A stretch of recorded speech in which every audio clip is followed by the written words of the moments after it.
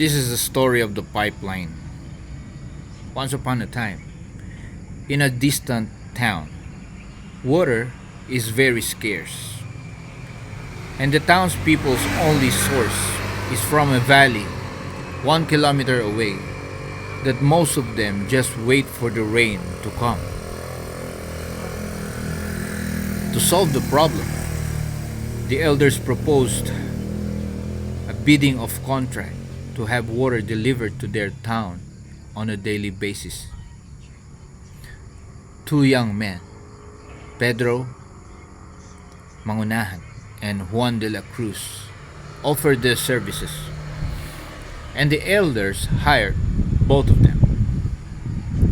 The elders thought that a little competition would keep the prices low to ensure a backup supply of water. So Pedro immediately bought two galvanized steel buckets. He began running back and forth from the end of the long trail to the lake. He earned money working from morning to evening hauling water from the lake with his two buckets. The buckets of water are emptied on a large concrete holding tank the townspeople had built.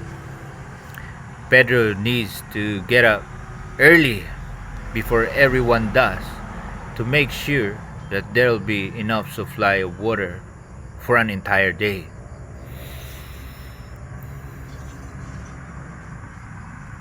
It was hard work, but the young man was very happy with his earnings and is proud to be one of the exclusive contractors. Meanwhile, Juan de la Cruz left the town for a while. He was not seen for months, and that made Pedro happier because he had monopolized the business, though his quality of service is below standard. Juan de la Cruz instead wrote a business plan, created a corporation, found four investors, and hired a president to do the overall monitoring.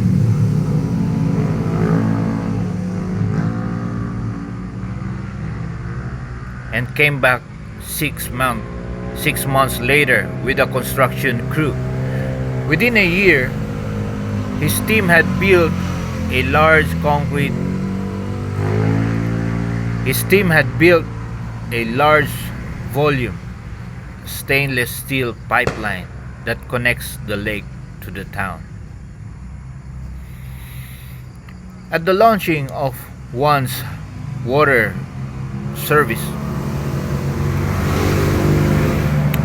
he advertised that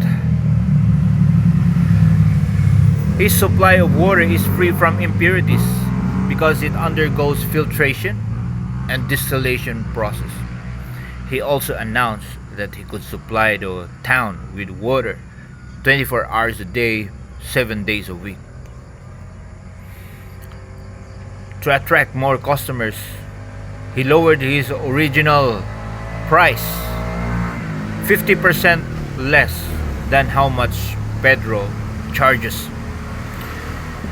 Obviously, one supply of water was safer than Pedro. So the townspeople cheered and immediately ran. At the end of Juan's pipeline,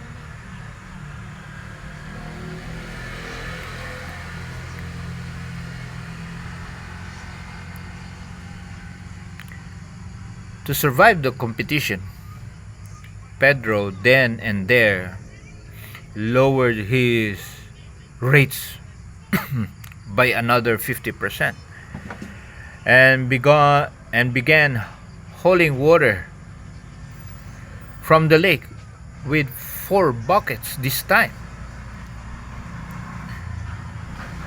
To increase productivity, he hired his 2 sons, for the for the extended service hours during the night and on weekends.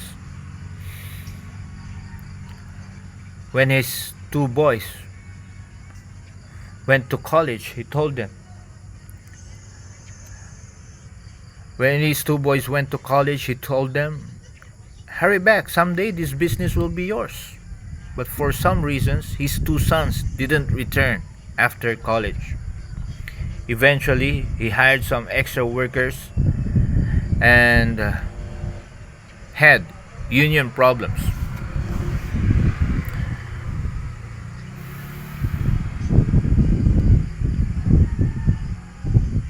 Pedro, Juan, Juan, meanwhile, Juan visualizes another business venture. He gave a lot of thought to this water supply problem. He realized that if this town needed a pipeline, then other towns might need one too.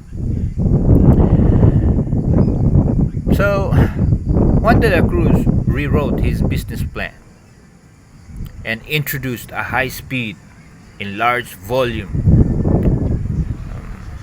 low cost, pure water delivery system to nearby towns and provinces throughout the country.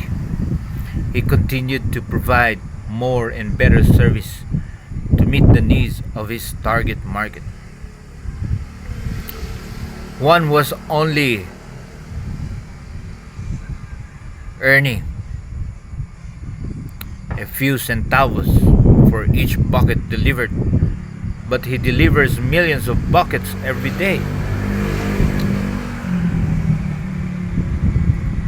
Whether he works or not, millions of people consume large volumes of water every day. All the money coming from one's business goes straight to his bank account. He had not only built a pipeline to deliver water to faraway places, but also a pipeline of money going directly to his own pocket. One lived happily and abundantly ever after. Pedro worked hard for the rest of his life and still encountered financial problems. Now, ask yourself, am I building a pipeline of wealth or holding buckets of poverty? May this story guide you in your journey towards time and financial freedom.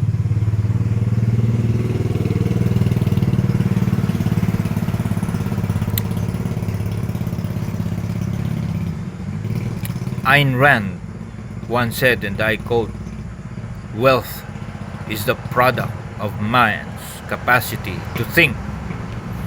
Wealth is the product of man's capacity to think. Someone said, and I quote, wealth is when small efforts produce big results. Poverty is when big efforts produce small results. Napoleon Hill once said, and I quote, both poverty and riches are the offspring of thought. Both poverty and riches are the offspring of thought. Claude Bristol, in the words of Claude Bristol, thought, he said, thought is the original source of all success, all wealth, all material gains, all discoveries and inventions, and of all achievement. Thought is the original source of all success, all wealth, all material gains, all discoveries and inventions, and of all achievement.